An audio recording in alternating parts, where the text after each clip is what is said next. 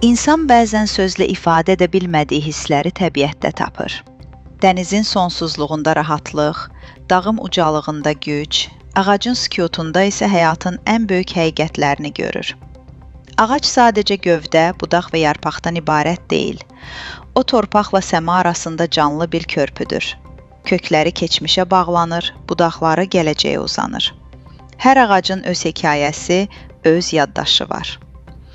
Ağacın ən böyük sirri onun səbrindədir. O, illərlə böyüyür, fırtınalara sinə gərir, qışda yarpaqlarını itirsə də, hər bahar yenidən həyata qayıdır. Sanki insana öyrədir ki, hər çətinliyin sonunda yenidən doğuluş var. Köhnə bir ağacın gövdəsinə toxunanda zamanın izlərini hiss etmək olur. Onun budaqları neçə-neçə sevincə, ayrılığa, arzulara şahidlik edib.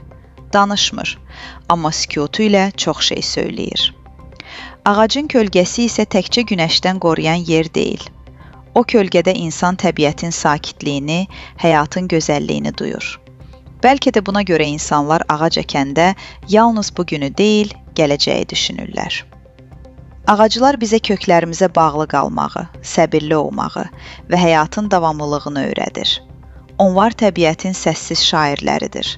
Sözlə deyil, yarpaqları, çiçəkləri və illərin izi ilə öz şeirlərini yazırlar.